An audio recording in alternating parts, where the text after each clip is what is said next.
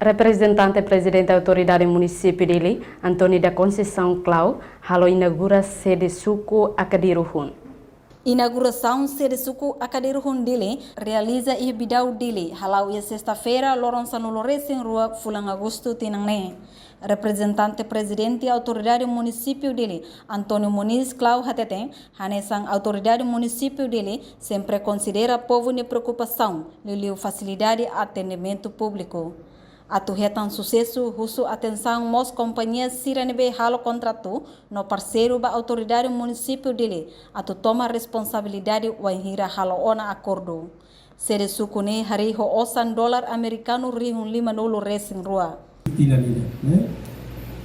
Nessa autoridade município dele toma consideração, atu considera preocupações sira.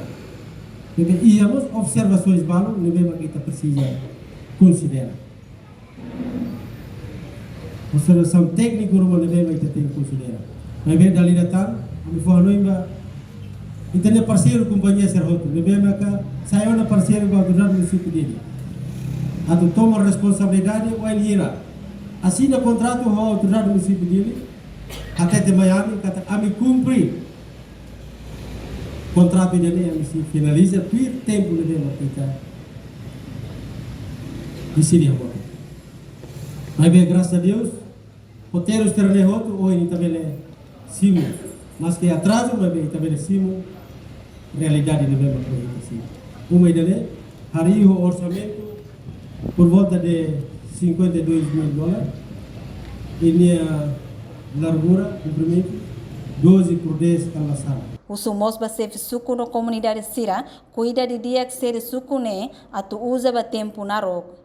Entretanto, sef suku Akadiruhun, Juvenal da Conceição, lori conselho suku no população Akadiruhun, tamba bela realiza ona sede suku. Katak, bohim de desa o sia itaba ami aku inauguração nene katak, au lori conselho suku toma ro população Akadiruhun katak kami sindi kuti teteves, nebe maka sesu conselho suku nebe ko halo ita butuh maya parsipenene asistene katak inaugura katak buat nebe maka durante nami mihi jadi suku full ini terbutuh tuh mainnya kapitare papi sirmos ami teristi kata buat para yang sudah pihak wina watoba ya presiden kata sirmos wina hanya rekomendasi untuk pasal sirmos satu tiada berdete kata buat sirmos bele duri kedan buat nebe maka khusus sirmos staff bele sirmos mainnya.